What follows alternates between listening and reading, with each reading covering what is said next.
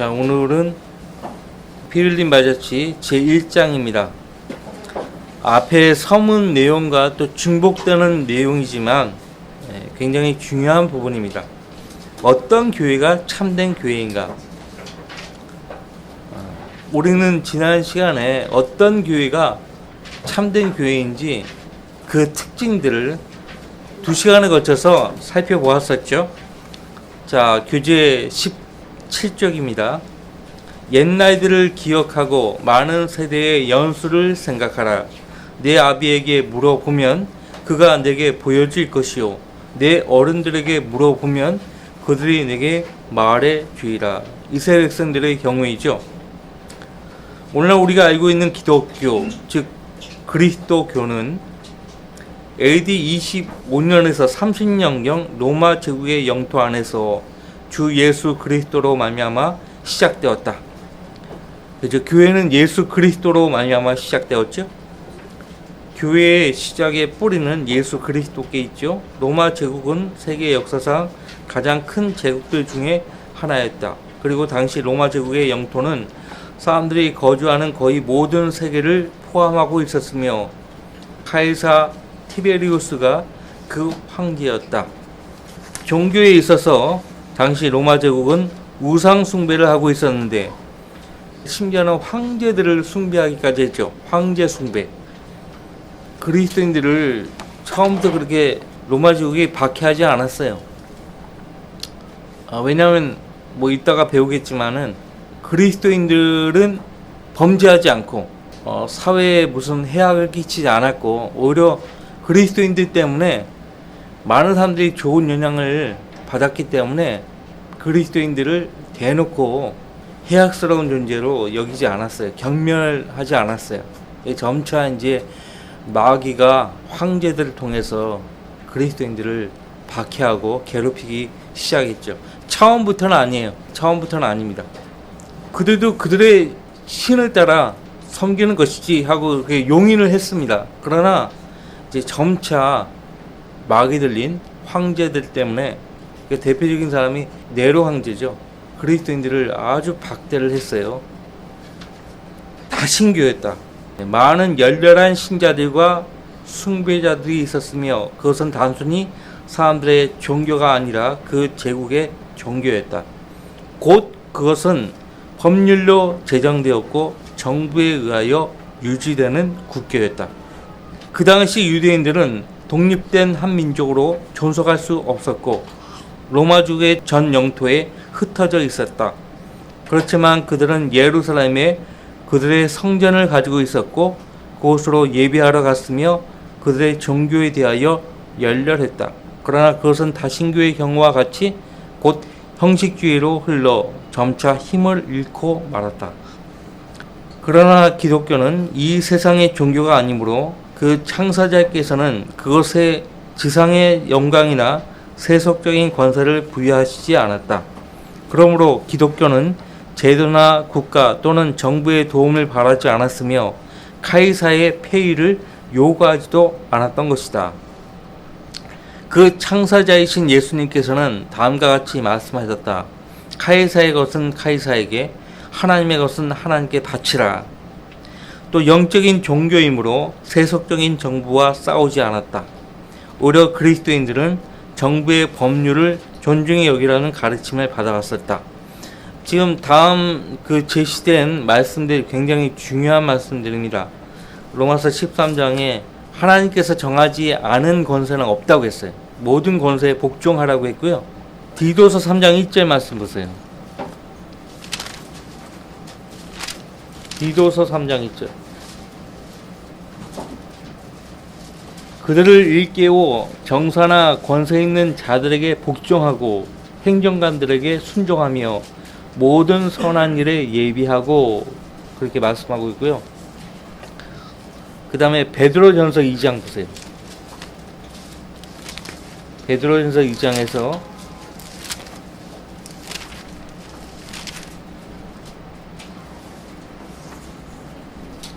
13절 말씀부터요.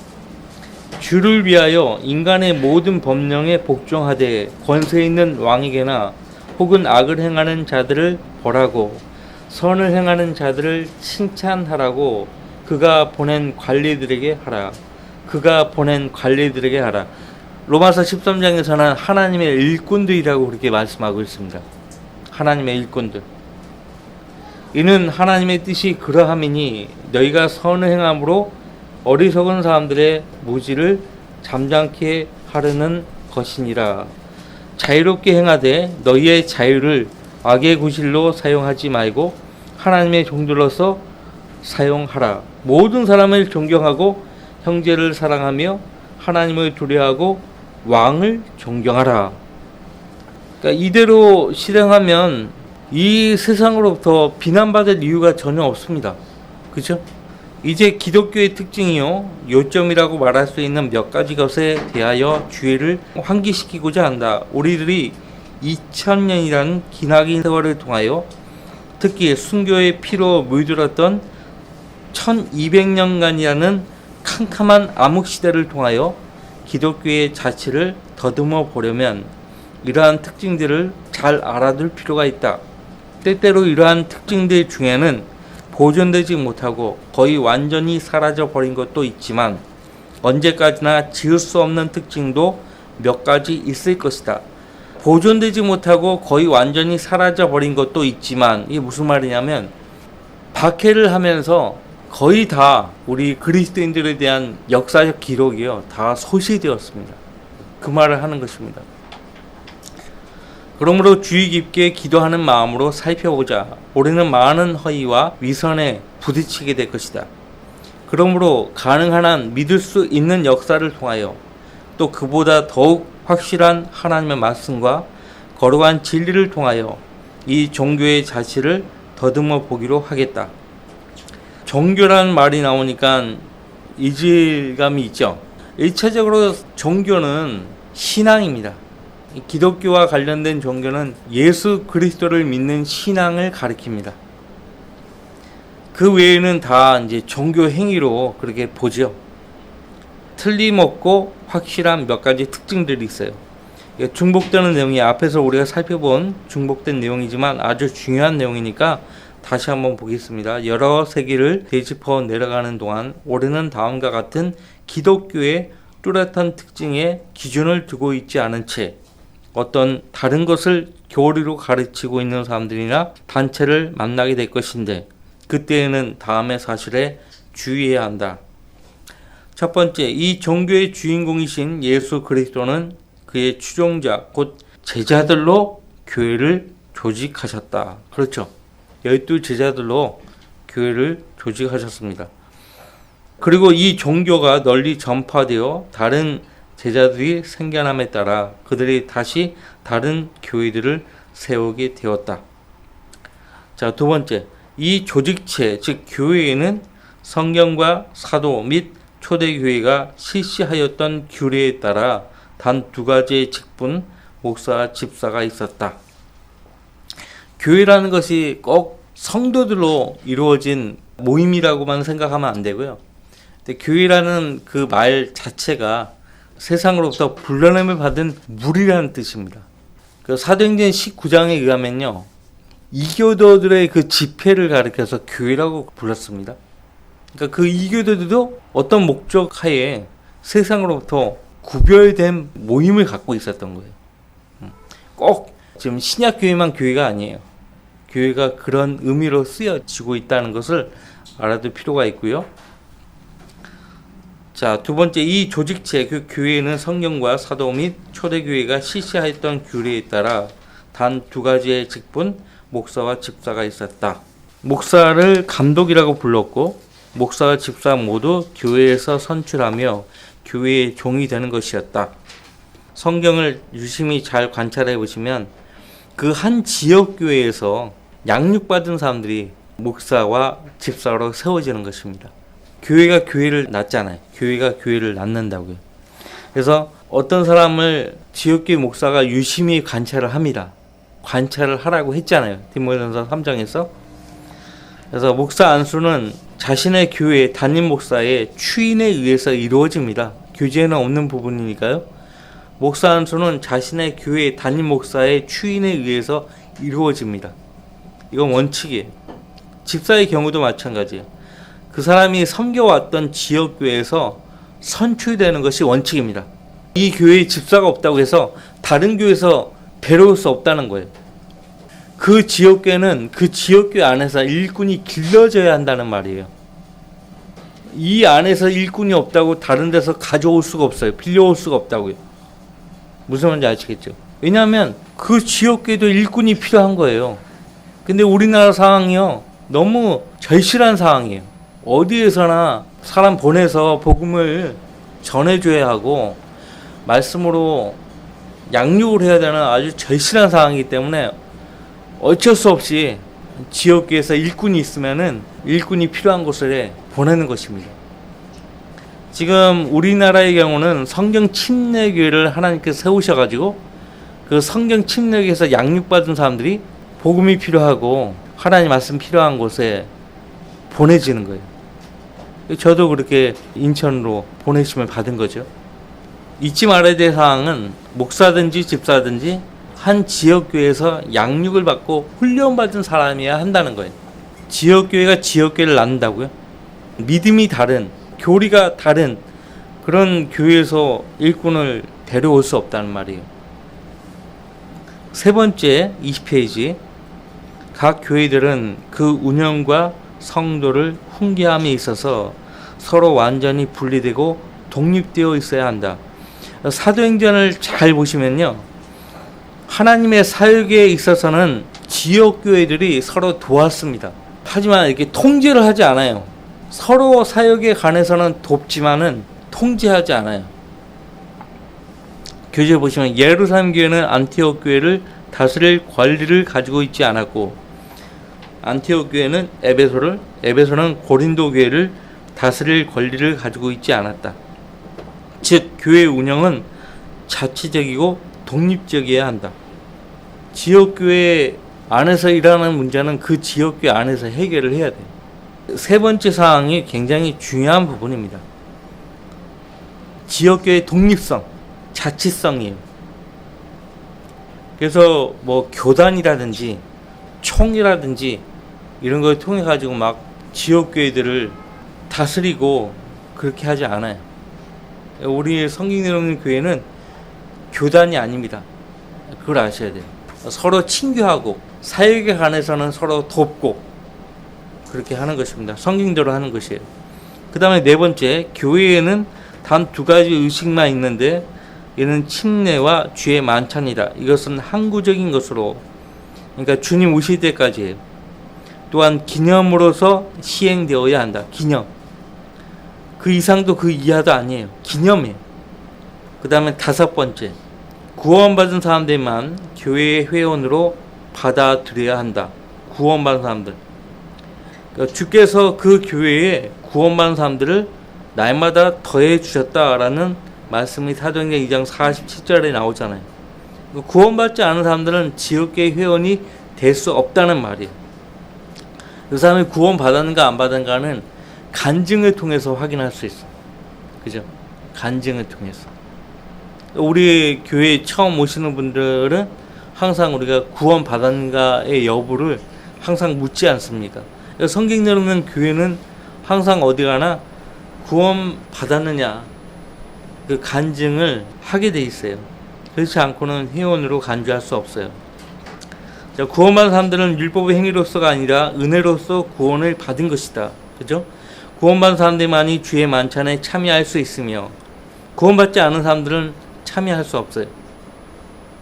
주의 만찬은 교회만이 할 수 있는 것이므로 교회의 권한으로 거행되어야 한다.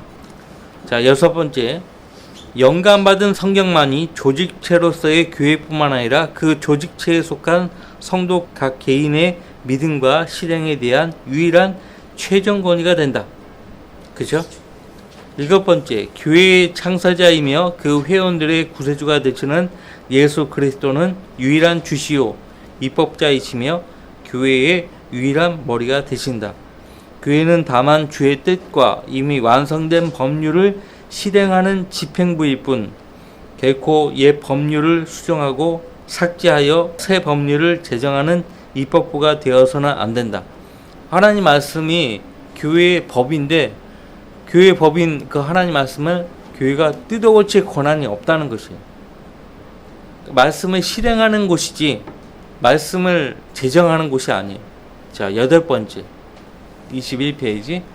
기독교 신앙은 모든 사람의 것이되 개인적인 것이어서 순전히 자발적으로 또는 권위에 따라 수용되는 것이지 강압적으로 또는 정부의 관건으로 되는 것이 아니다. 분명히 개인적이며 각자가 선택하여야 한다. 너희가 택하라 말씀하시잖아요. 이는 성경의 지상 명령이며 누가 대신 받아들이거나 거절할 수도 강압적으로 되는 것도 아니다. 그렇게 해서 믿음이 형성되는 것이 아니에요. 하라고 해서 그렇게 형성되는 것이 아니에요. 마음속 깊은 곳에서 우러나와야 돼요. 하나님께 대한 믿음과 그 사랑이 기반이 되어서요, 우러나와야 되는 거예요. 그래야 그 믿음이 성장되는 거죠. 9번째, 주의하기 바란다. 예수 그리스도나 사도들은 그리스도를 따르던 사람들에게 오늘날 알려져 있는 카톨릭이나 루터파 또는 장로교나 감독교 등등의 이러한 교파적인 명칭을 주신 적이 없다. 그렇죠? 사도행전이나 사도들의 서신 어디를 봐도 무슨 교파가 있었던 게 아니에요. 자, 계속 읽어봅시다. 그리스도께서 요한에게 침례인 요한이라는 명칭을 주셨을 뿐이다. 다만 예수 그리스도께서는 주님을 따르는 사람을 제자라 부르셨고 두 사람 또는 그 이상의 사람들에게 제자들이라고 부르셨다. 제자라는 말의 뜻은 훈련받은 사람이라는 뜻이에요. 훈련받은 사람. 예수님이 12 제자들을 데리고 다니면서 그들을 훈련하셨잖아요. 몸소 실천하면서 본받게 하셨잖아요. 교회란 용어가 하나 이상의 조치에서는 단수로 쓰이지 않았다. 근데 로마 카톨릭과 그리스도의 교회라고 하는 이단은 이 점에 대해서 무지합니다. 10번째 마지막으로 언급할 것은 교회와 국가의 완전한 분리이다. 이 영적인 종교를 세속적인 정서와 결합시키거나 혼동해서는 안 된다. 모든 사람에게는 완전한 종교의 자유가 있는 것이다. 그러면 이제 교회 역사에 대하여 언급하기 전에 다음 도표에 주목하기 바란다. 이 도표는 이 시간에 보지 않겠습니다. 여러분이 집에 가셔가지고 도표를 주의 깊게 잘 보시기 바라고요. 그 다음에 이제 22페이지로 가보겠습니다. 그 22페이지 맨 밑에 단락에 보시면은 맨 밑에 줄, 밑에서 세 번째. 그러나 그것은 나라 이름이 아니라 그들의 원수들이 그들에게 붙여진 별명이다. 그리스도인이라고 이름 붙여진 것이 첫 번째 예의다.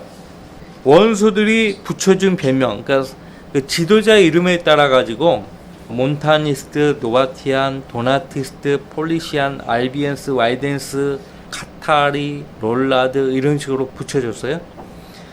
그리스도인이라고 이름 붙여진 것이 첫 번째 예라고 했는데 아까 서두에 말씀드렸죠. 로마족이 처음부터 그리스도인들을 박해하지 않았다고요. 사도행전에 보시면은 유대인들이 바울 사도를 고소했잖아요. 그때 바울 사도를 로마족이 어떻게 대했습니까? 잘 몰랐을 때는 함부로 막 대하기도 했지만은 로마 시민권을 가진 로마 시민이라는 걸 알고 나서부터는 바울 사도가 그리스도인이었다는 것도 알았고 함부로 하지 않았어요. 근데 이제 네로 황제를 시작으로 해서 그리스도인들을 아주 박해를 했죠. 처음에 그리스도인이라는 말이 성경에서 사도행전 12장 26절에 처음 나옵니다. 최초로 등장하는데 거기 교재에 23페이지 안티옥에서 제자들이 처음으로 그리스도인이라고 불리더라. 그러니까 잘 보세요. 문맥을. 제자들이 서로에게 그리스도인이라고 부른 것이 아니고 시리아 안티옥에 있는 모든 사람들이 제자들을 보고 그리스도인이라고 불렀다는 거예요.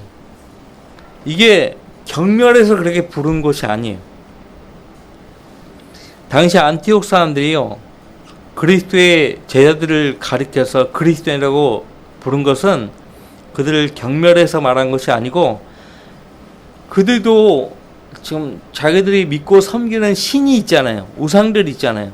근데 그리스도인들이 믿고 따르는 예수 그리스도가 자기들의 신들만큼이나 선한 분이고 그 그분에 따르는 제자들 역시 선한 사람들이라는 그런 의미로 그렇게 처음 그리스도인이라고 부른 거예요. 좋은 의미에서 부른 거예요. 좋은 의미에서. 그래서 가만히 보니까 그렇지, 우리는 그리스도의 사람이지. 그래서 이제 그리스도인이라는 표현을 사도들도 사용했어요. 대표적으로 베드로전서 4장 16절, 너희가 그리스도인으로서 고난을 받는 것이니 라고 했어요. 그리스도인으로서 고난을 받는 것이니. 근데 이제 그리스도인들이 청렴한 삶을 살잖아요.